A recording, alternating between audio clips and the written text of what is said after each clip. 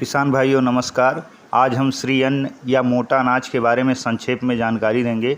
वर्ष 2023 को अंतर्राष्ट्रीय मिलेट वर्ष घोषित किया गया। इसे अंतर्राष्ट्रीय पोषक अनाज वर्ष के रूप में भी मनाया जाता है। किसान भाइयों, इस अंतर्राष्ट्रीय मिलेट वर्ष को मनाने का जो उद्देश्य था वो इस प्रकार रहा। पहला उद्देश्य था खाद्य सुरक्षा और पोषण में पोषक अनाज श्री अन्न के योगदान के बारे में जागरूकता का प्रसार करना। दूसरा उद्देश्य था पोषक अनाज के टिकाऊ उत्पादन और गुणवत्ता में सुधार के लिए कृषकों को प्रेरित करना। तीसरा मुख्य उद्देश्य था अभी हमने जो उद्देश्य बताए हैं उन्हीं को प्राप्त करने के लिए अनुसंधान और विकास एवं विस्तार सेवाओं में निवेश बढ़ाने पर ध्यान देना।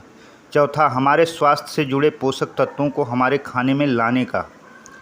मित्रों, अब मैं इसका परिचय आपको कराता हूँ। पोषक अनाज एक सामूहिक शब्द है जो कई छोटे बीज वाले फसलों से संदर्भित है। छोटे बीज का आशय श्री अन्न से है। श्री अन्न में बाजरा, ज्वार, समा, कोदो, मड़ुआ आते हैं। इन अनाजों का प्रमाण सबसे पहले सिंधु सभ्यता में पाए गए और भोज के लिए उगाए गए पहले पौधों में से थे। ये है कि अगर आप देखें तो आपके घरों में भी लगभग मनाया जाता है। जहाँ तक पूर्वी उत्तर प्रदेश की बात है तो पूर्वी उत्तर प्रदेश के 12 ज़िलों में ये त्यौहार खूब अच्छे से मनाया जाता है। इसमें सावा जो कि धान के बीच में उगा होता है उसको लाके और अपनी थाली में रख के उसकी पूजा की जाती है। यही कारण है कि सावा जैसे भोज्य पदार्थों को श्री अन्न के रूप में दर्जा दिया गया। यही नहीं, भारत श्री अन्न के मामले में हमेशा अव्वल रहा, किंतु इधर एक दशक से एकदम जीरो की कगार पे है। भारत, नाइजीरिया और चीन विश्व में बाजरा के सबसे बड़े उत्पादक हैं, जिनका वैश्विक उत्पादन में 55% से अधिक की हिस्सेदारी है। इसका महत्व क्यों है श्री अन्न का उत्पादन में और उत्पादन करने की आवश्यकता क्यों है? महत्व में हम आपको बताएंगे। बाजरा अपने उच्च प्रोटीन, फाइबर, विटामिन और लौह तत्व जैसे खनिज के कारण गेहूं और चावल की तुलना में कम खर्चीला है तथा पौष्टिकता में बेहतर है। बाजरा कैल्शियम और मैग्नीशियम से भरपूर होता है, किंतु रागी में सभी फसलों की तुलना में सबसे ज़्यादा कैल्शियम पाया जाता है। बाजरा विशेष रूप से बच्चों एवं महिलाओं के पोषण की ढाल के रूप में कार्य करता है। कुपोषण को दूर करना इसका मुख्य काम है। ग्लूटेन प्रोटीन से मुक्त तथा कम ग्लाइसेमिक इंडेक्स के कारण बाजरा जीवन शैली से जुड़ी समस्याएं, जैसे आज 100 में 60 लोग मोटापे से झेल रहे हैं, मधुमेह, डायबिटीज़ है, हर 3 में 1 को डायबिटीज़ है, जैसी बड़ी समस्याओं से निपटने में मदद करता है। बाजरा प्रकाश संवेदी होता है। प्रकाश संवेदी का मतलब फूलों के लिए विशेष प्रकाश काल की आवश्यकता नहीं होती है। जलवायु परिवर्तन के लिए भी संवेदनशील है। सरकार द्वारा किसानों के लिए पहल की गई है। पहल में पहल ये है कि न्यूनतम समर्थन मूल्य, जिसको MSP किसान भाई कहते हैं, इसमें वृद्धि की गई है। सरकार ने सार्वजनिक वितरण प्रणाली में मोटे अनाजों को शामिल किया है। तीसरा है इनपुट सहायता के रूप में सरकार ने किसानों के बीज के मिनी किट का निःशुल्क वितरण समस्त राज्य के बीज गोदाम से किया। अभी पिछले वित्तीय वर्ष में भी किया और आगे भी कर रही है। आप अपने बीज गोदामों से संपर्क करके श्री अन्न के मिनी किट का वितरण प्राप्त कर सकते हैं। और चौथा इसका जो मेन फोकस है वो FPO के माध्यम से। FPO जो है वो फार्मर प्रोड्यूसर ऑर्गेनाइजेशन है, जिसमें किसानों का एक समूह होता है जिसको कृषक उत्पादक समूह कहते हैं। उसके माध्यम से मूल्य संवर्धन करके बढ़ावा प्रदान कर रही है।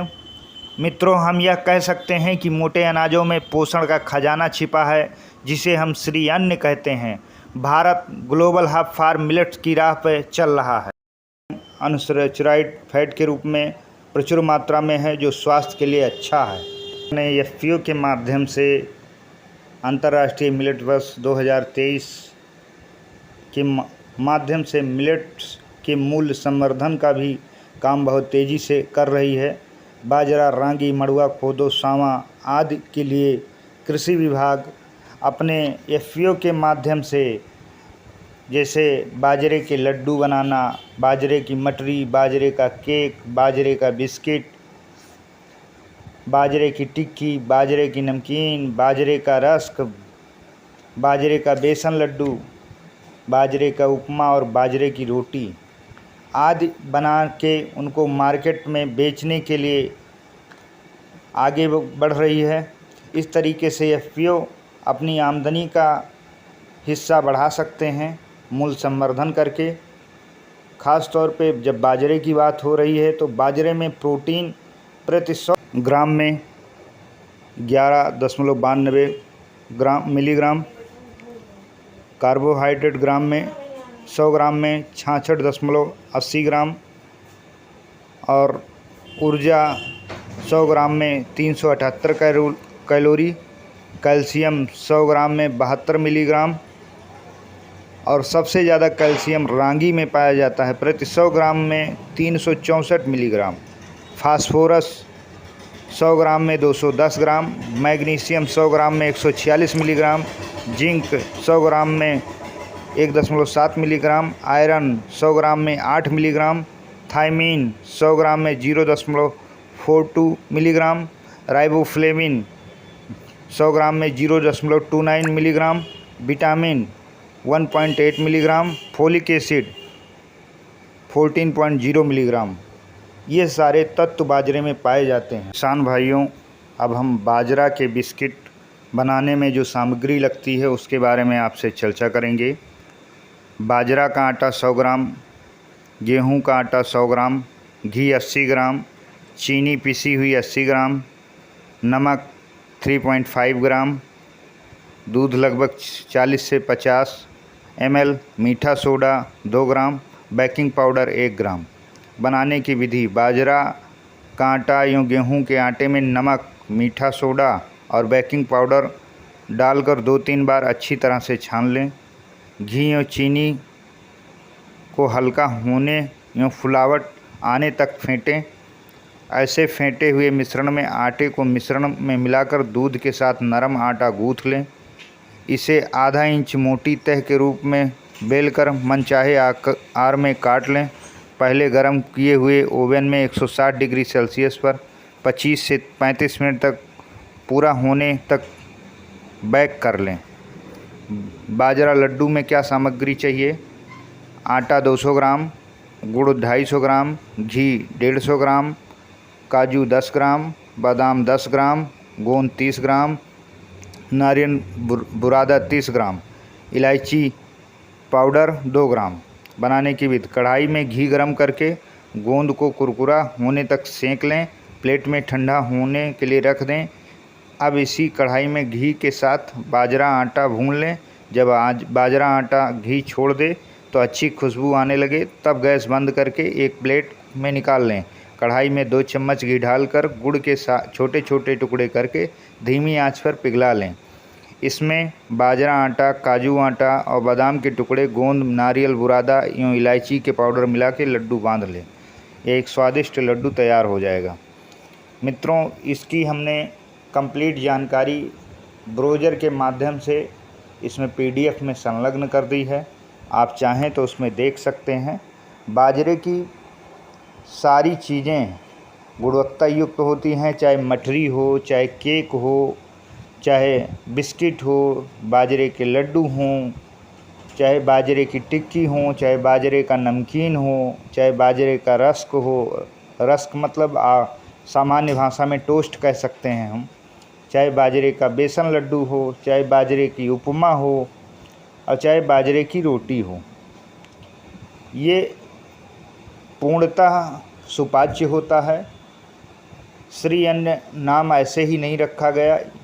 ये मानव स्वास्थ्य के लिए एक वरदान का काम करता है। आप हमारे इस ब्राउज़र को पढ़ के जो भी इसमें बनाना चाहें, और ये समस्त प्रोडक्ट सभी ऑनलाइन प्लेटफॉर्म पर और लगभग अच्छे प्रतिष्ठानों पर उपलब्ध हैं। कुछ एफपीओ तो इस पे काम करके इनको बनाने का भी काम कर रहे हैं और हम उन किसानों को आग्रह करते हैं कि जो इस काम में आगे बढ़ना चाहते हैं वो एफपीओ के माध्यम से एक बड़ी उपलब्धि हासिल कर सकते हैं, या एफपीओ ना हो तो आप समूह के माध्यम से इस काम को स्टार्ट कर सकते हैं। कृषक भाइयों, आपसे अनुरोध है कि हमारे चैनल को लाइक करें, सब्सक्राइब करें और शेयर करें। हम ऐसी ही जानकारीपूर्ण वीडियो आपको हमेशा देते रहेंगे। इसके बाद नेक्स्ट वीडियो हमारी सोवा और कोदों पे होगी, जिसकी संक्षेप जानकारी हम आपको उसमें देंगे। तब तक के लिए आपका धन्यवाद। लाइक करें, शेयर करें, सब्सक्राइब करें। हमारे चैनल में आपका बहुत बहुत धन्यवाद।